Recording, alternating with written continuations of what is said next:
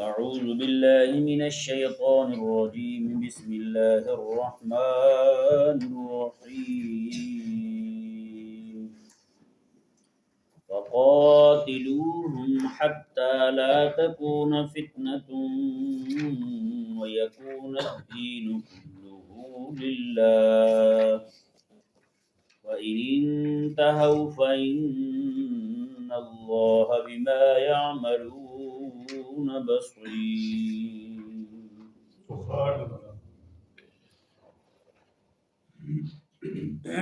اس آیت کریمہ کے اندر اس کے متعلق کل گفتگو ہو چکی ہے، اس پر مزید کچھ باتیں عرض کرنی ہیں۔ اللہ تبارک و تعالی نے ارشاد فرمایا کہ کافروں کے ساتھ اتنا لڑو یہاں تک کہ فتنہ ختم ہو جائے، وَيَكُونَ الدِّينُ كُلُّهُ لِلَّهِ، اور دین سارے کا سارا اللہ کا ہو جائے، یعنی اللہ کا دین غالب ہو جائے، تب تک تم نے لڑتے رہنا ہے۔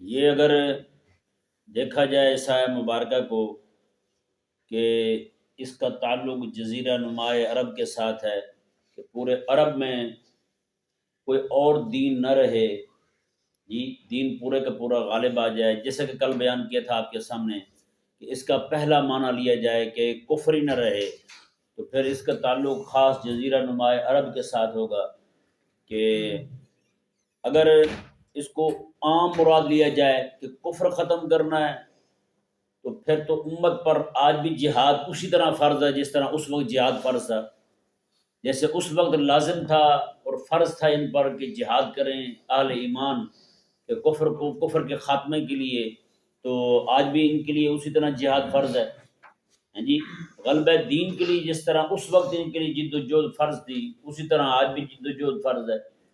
کریم آقا صلی اللہ علیہ وآلہ وسلم ارشاد فرماتے ہیں، اللہ تعالیٰ نے قرآن کریم کی آیہ مبارکہ نازل فرمائی کہ جہاد کرے ہر بندہ جیسا بھی ہو۔ تو آقا علیہ السلام کے ایک نابینا صحابی ہیں، وہ عرض گزار ہوئے یا رسول اللہ مجھ پر بھی جہاد فرض ہے۔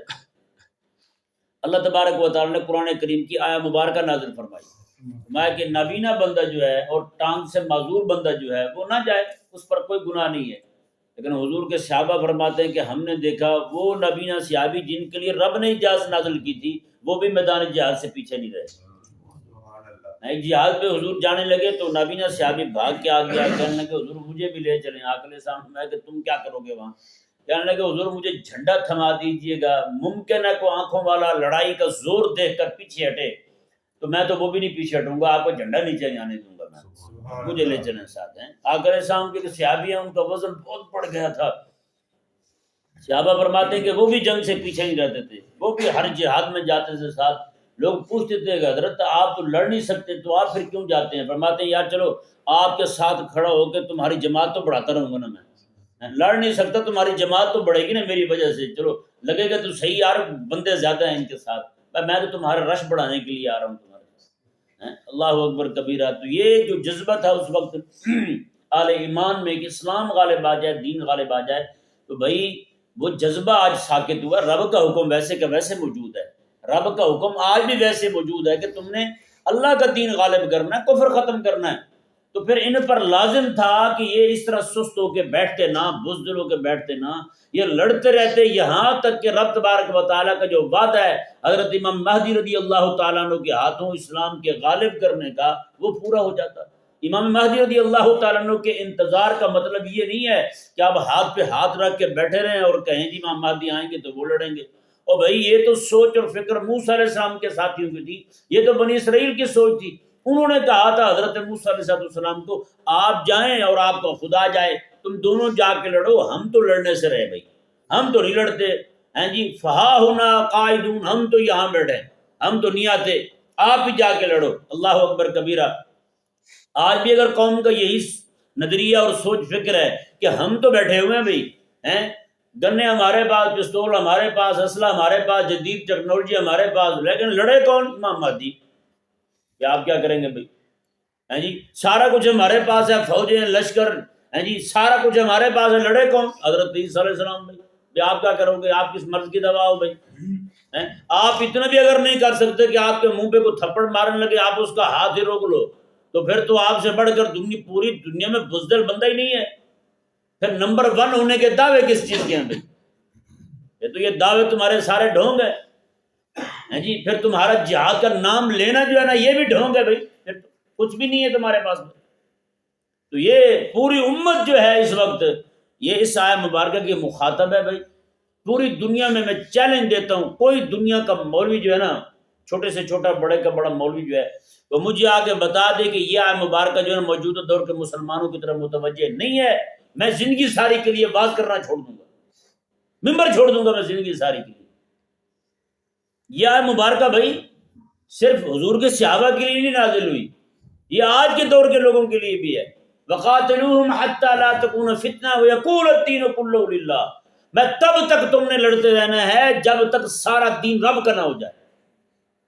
اب اسی آیت مبارکہ کو دیکھیں، جس کی تفسیر حضرت عبداللہ بن عمر رضی اللہ تعالیٰ عنہما سے مروی ہے، وہ میں آپ کو سناتا ہوں، پھر میں موجودہ دور کے جو حالات ہیں ان پر تھوڑی گفتگو کروں گا تاکہ آپ کو پتہ چل جائے کہ اس وقت کیا حالات ہیں اور آج کیا حالات ہیں۔ جب حجاج بن یوسف کی لڑائی ہوئی حضرت سیدنا عبداللہ بن زبیر رضی اللہ تعالیٰ عنہما کے ساتھ، جی پورا علاقہ خانہ جنگی بنا ہوا ہے جی، مکہ مکرمہ میں یہاں تک کہ کعبہ مشرفہ میں انہوں نے جناب گولے پھینکے، بارود کے گولے پھینکے انہوں نے جی، اور بہت زیادہ ظلم و ستم کیا انہوں نے وہاں پر، نعوذ باللہ من ذالک۔ حضرت سیدنا عبداللہ بن عمر رضی اللہ تعالی عنہما، آپ اس طرح کی جتنی جنگیں ہوئی نا اہل اسلام میں، آپس میں باہمی لڑائیاں ہوئی ہیں، ان لڑائیوں میں آپ شریک نہیں ہوتے تھے، حضرت عبداللہ بن عمر شریک نہیں ہوتے تھے۔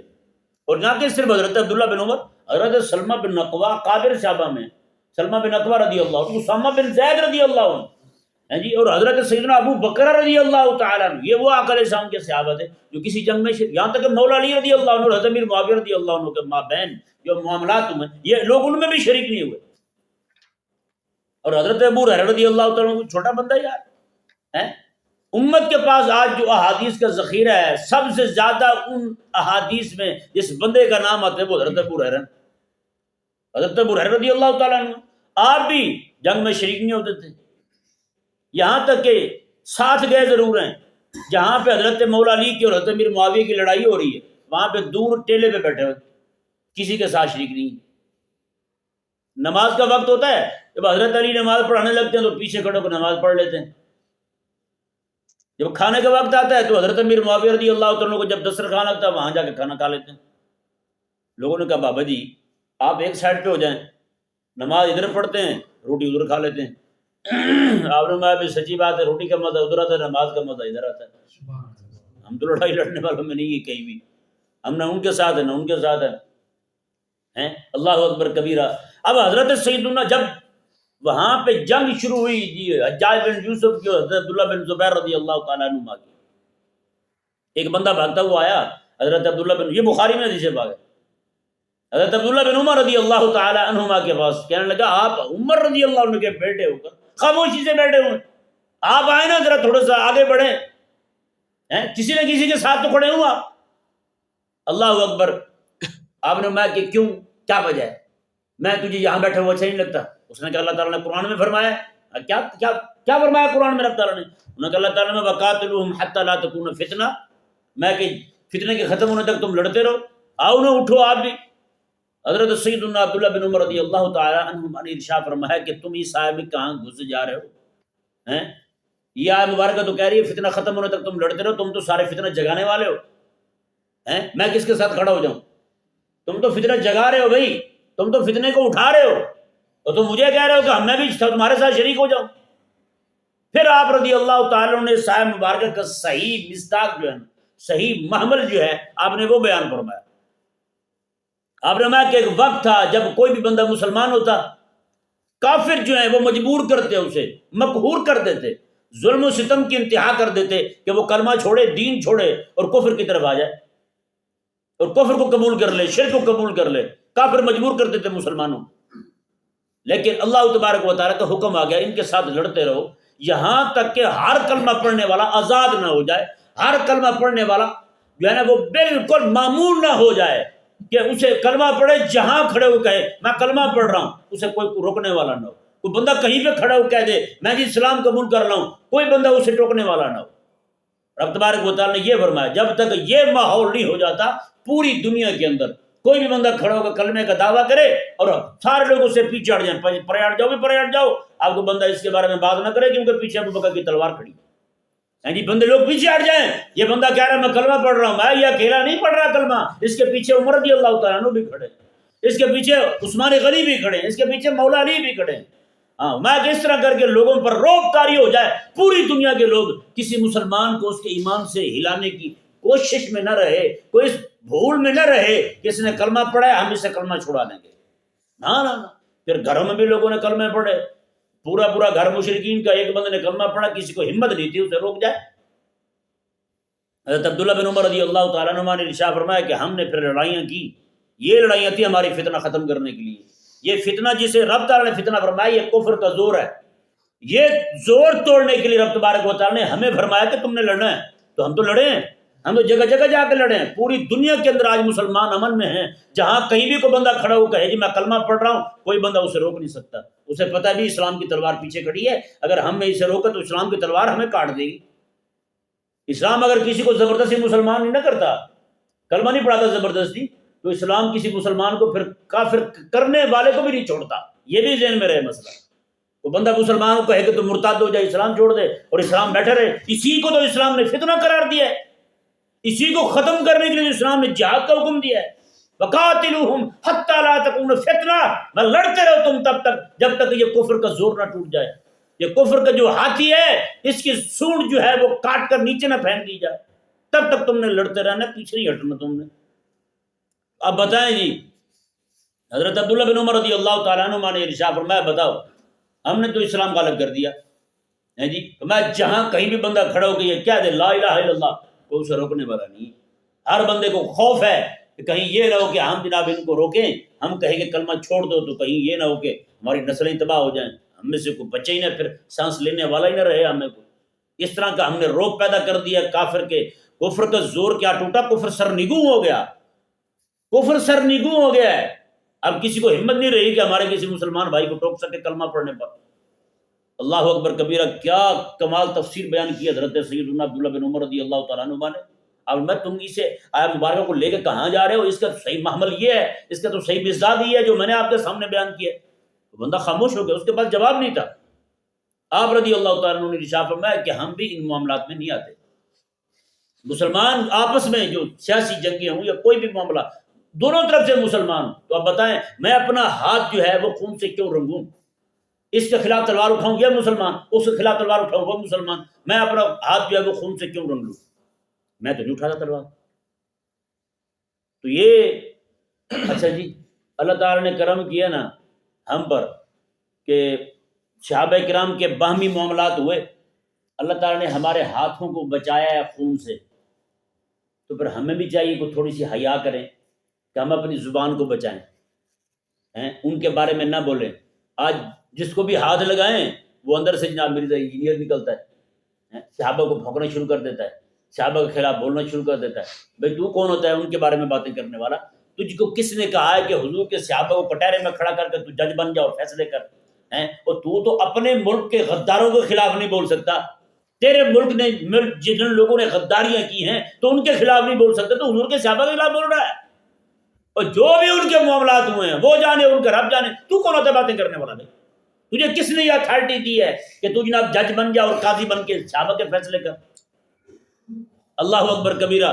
اب دیکھیں جی، جس فتنے کی طرف حضرت سیدنا عبداللہ بن عمر رضی اللہ تعالی عنہما نے توجہ دلائی، آیا کہ آپ بھی دیکھیں میں بھی دیکھتا ہوں کہ وہ فتنہ آج ہے یا نہیں، مسلمانوں کو مرتد کرنے کے لیے کتنا زور لگایا جا رہا ہے۔ لارڈ میکالے نے جی وہ جب یہاں آیا تو اس نے یہاں آ کر دیکھا، پورے ہندوستان کا سروے کیا، اس نے کہا یہاں کے لوگ جو ہیں وہ اسلام پر جان دینے والے، اسلام پر مٹنے والے، مرنے والے لوگ ہیں، کسی عالم کا ایک فتویٰ آ جائے تو پوری امت باہر آ جاتی ہے، ایسے لوگ ہیں یہاں۔ تو اقبال نے بھی کہا کہ انگریز بھانپ گیا تھا کیا چیز ہے اسے، اس نے کہا ہیں تو سارے غریب، ہے تو نہیں کچھ ان کے پاس، لیکن یہ فاقہ کش موت سے ڈرتا نہیں ذرا، روح محمد اس کے بدن سے نکال دو. اس نے کہا یہ فرنگی خبیث نے اس وقت کہا تھا روح محمد یعنی حضور کا عشق جو ہے نا، حضور کی سچی محبت جو ہے وہ اس کے دل سے نکال دو. اس نے کہا پھر جیسے چاہو یہ مڑتے جائیں گے، پھر چاہے آسیہ ملونہ سے گستاخی کروا لو، پھر چاہے اسے اپنے پاس بلوا لو، سارا کچھ کریں گے. پھر تمہارے یہ ٹٹو اور پکے غلام بن جائیں گے تمہارے، پھر ادھر ادھر پھرنے والے نہیں ہوں گے، جس طرح تم پھرو گے ادھر ہی پھریں گے. یہ فاقہ کش موت سے ڈرتا نہیں ذرا، روح محمد اس کے بدن سے نکال دو. بھئی یہ میں نہیں کہہ رہا، یہ اقبال کہہ رہا ہے. اور لارڈ میکالے نے کیا کہا؟ اس نے کہا ان کا جو اسلام کے ساتھ تعلق ہے نا، اس نے کہا وہ کمزور کرنا ہے. نام ان کے مسلمان والے ہوں، ان کی تہذیب، سوچ، فکر، کلچر جو ہے ان کا، وہ سارے کا سارا ہمارے والا رہے بھی اپنے گھر میں. ان کا نظام تعلیم تبدیل کر دیا جائے تو پھر یہ لوگ، ان کی اسلام کے ساتھ جو سچی وابستگی ہے وہ ختم ہو جائے گی. جب وہ ختم ہوگی پھر جیسے چاہیں گے ہم ان پر حکومت کریں گے، پھر ہمیں کوئی روکنے ٹوکنے والا نہیں ہوگا. آج وہی کیا، انہوں نے نہیں کیا. انہوں نے تو معاہدہ کیا ہے کہ یونیورسٹی سے، صرف یونیورسٹی سے پڑھا لکھا لڑکا، انگریزی پڑھا لکھا لڑکا، اسلام نہیں، انگریزی پڑھا لکھا لڑکا، سالانہ 1,00,000 ہم تمہیں وہ بندہ لڑکا دیں گے جو رب تعالیٰ کے وجود کا ہی منکر ہوگا. نبی کو ماننا تو دور کی بات ہے نا، اسلام دین قرآن شریعت کو ماننا تو دور کی بات ہے، 1,00,000 لڑکا ہم وہ دیں گے تمہیں جو رب تعالیٰ کے وجود کا ہی منکر ہوگا. یہ معاہدہ ہوا ہے باقاعدہ. آپ آج بھی جناب وہ سرچ کریں، اور یہ مقبول جان نے بھی یہ بیان کیا ہے سارا. اس نے ان کا جو خفیہ مواد ہے وہ سارا نکالا ہے. اس نے کہا ہو رہا ہے آج یونیورسٹیوں میں جناب باقاعدہ لیکچر ہو رہے ہیں. خدا ہے آج یونیورسٹیوں میں لیکچر ہو رہے ہیں جناب، نعوذ باللہ. یہ آدم علیہ السلام سے انسانیت کی ابتدا نہیں ہو رہی، یہ باندر سے ترقی کرتے کرتے یہاں پہنچے. بتائیں کتنے بڑی گستاخی اور ملعون، یہ ملعون کلمہ ہے یہ والا کہ رب تبارک و تعالیٰ کے نبیوں کو نعوذ باللہ من ذالک یہ کہہ دیا جائے کس طرح کر کے، وہ بھی انہی میں سے. بتائیں اور کیا کیا ان کے کفر گنوائے جائیں، کیا کیا ان کے جناب شرک گنوائے جائیں، کیا کیا ان کے ارتداد کی جو سرگرمیاں ہیں یونیورسٹیوں میں، کالجوں میں، جو بچوں کو، لڑکیوں کو مرتد کیا جا رہا ہے، اسلام سے پھیرا جا رہا ہے. باقاعدہ لیکچر ہو رہے ہیں وہاں پہ، حدیث تو کچھ ہے ہی نہیں، حدیث جھوٹ ہے ساری، نعوذ باللہ من ذلک. یہ لیکچر ہو رہا ہے یونیورسٹیوں میں. انہیں کی ایک 12ویں کتاب علامہ اقبال یونیورسٹی، اوپر یونیورسٹی کی، اس میں کہا کہ ہمارے ڈاکٹر جو ہے نا وہ اتنی ترقی کر رہے ہیں، کچھ ہی عرصے میں ہم دنیا سے موت ہی ختم کر دیں گے، یعنی رب کے مقابل آ جائیں گے، موت ہی ختم ہو جائے گی دنیا سے. حساب لگا. اور انگریزی کی کتاب میں انہوں نے لکھا، انگریزی کی کتاب ان کی جی، اس میں انہوں نے لکھا کہ یہ انگریز جو ہے نا کالے اور گورے یہ رب کے بیٹے ہیں. بتائیں رب قرآن میں کہتا ہے لم یلد ولم یولد، اور یہ کہتے ہیں کہ انگریز کالے گورے رب کے بیٹے ہیں. اب جب انگریز کو رب کا بیٹا کہہ دیا تو پھر قوم تو ویسے لبرل ہو چکی ہے، وہ تو کہیں گے یار پھر تو رب تبارک و تعالیٰ کے قریبی تو وہی ہوئے، ہم تو پھر دور جا پڑے. رب تعالیٰ کے قریبی تو وہی ہیں. تو بھئی آخر یہ ساری کی ساری سوچ فکر ایسے کیوں چل رہی ہے؟ اوپر جناب پھر آپ دیکھ لیں جس طرح یہ مرزا جیل میں بیٹھا ہوا حضور کے صحابہ کے خلاف زبان تان دراز کر رہا ہے. ان کو پتہ ہے حضور کے صحابہ کے درمیان میں قرآن رب تعالیٰ نے اپنے حبیب کو دیا، حبیب سے لے کر ہمیں کس نے دیا ہے؟ حضور کے صحابہ نے دیا ہے. شریعت حضور کے صحابہ نے ہمیں دی ہے. اگر درمیان میں وہ واسطہ جو حضور کے صحابہ ہیں ان کو ہی جناب مطعون کر دیا جائے، ان کو ہی مجروح کر دیا جائے، ان کی ہستی کو ہی، تو پھر امت کے پاس بچا کیا ہے بھائی؟ قرآن پھر یہ مرزا جہمی نے رسول اللہ علیہ السلام سے لے کر ہمیں دیا ہے. یہ شریعت جو ہے اس جیسے دجال جو ہے غامدی جیسے انہوں نے لے کر کے ہمیں رسول اللہ علیہ السلام سے دیا ہے. میرے آقا علیہ السلام تو فرمائے کہ میرے سارے صحابہ عادل ہیں، میرے سارے صحابہ صادق ہیں. حضور تو یہ رب قرآن میں فرما دے اولئک هم الصادقون، فرمایا رب تبارک و تعالیٰ نے محبوب تیرے سارے صحابہ سچے ہیں. اولئک هم المفلحون، حبیب پیارے تیرے سارے صحابہ کامیاب ہیں. رب تبارک و تعالیٰ تو یہ فرمائے. یہ آیت مبارکہ جو ہے یہ جن کے متعلق قرآن کے سب سے پہلے مخاطب حضور کے صحابہ ہیں. اگر وہی مجروح ہو جائیں، وہی مطعون ہو جائیں، وہی مطعون ٹھہریں تو پھر بتائیں بھی بات رہے گی کہاں پہ؟ کون بچا ہے پوری دنیا میں آپ کے پاس جس پر آپ اعتماد کر سکیں گے بھی اس نے ہمیں قرآن صحیح پڑھایا ہے؟ جب صحابہ ہی نہ بچے بتائیں نا جی پھر کون بچے گا؟ پھر ہم یہ جو لوگ بیٹھے آج علماء بیٹھے ہوئے یہ پھر کس کھاتے میں جائیں گے؟ بتائیں ان کی تو پھر کسی نے نہیں سننی.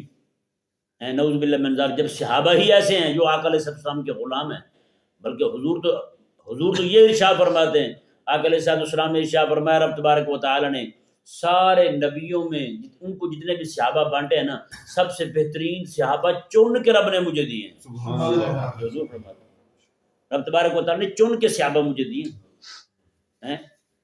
بلکہ ایک روایت امام جلال الدین سیوطی رحمہ اللہ نے بھی نقل کی ہے، اور امام یوسف بن اسماعیل نبہانی رحمہ اللہ نے اپنی کتاب جواہر البحار میں یہ نقل کی ہے روایت کہ حضرت سیدنا موسیٰ علیہ السلام آپ نے ایک پوری جماعت دیکھی تو عرض گزار ہو یا اللہ یہ امت تو مجھے دے دے، یہ جماعت مجھے دے دے۔ اللہ تعالیٰ نے فرمایا کہ پیارے موسیٰ یہ جماعت میں نے اپنے حبیب کو دے دی ہے۔ وہ جماعت جس کو پانے کی تمنائیں، عرضیں، دعائیں موسیٰ علیہ السلام کریں، ان کو وہ قومی جھوٹی لگے، وہ جماعت صحابہ ہی ان کو جناب ایسی لگے کہ یہ جناب قابل اعتبار نہیں، پھر تو بات ختم، نعوذ باللہ من ذالک۔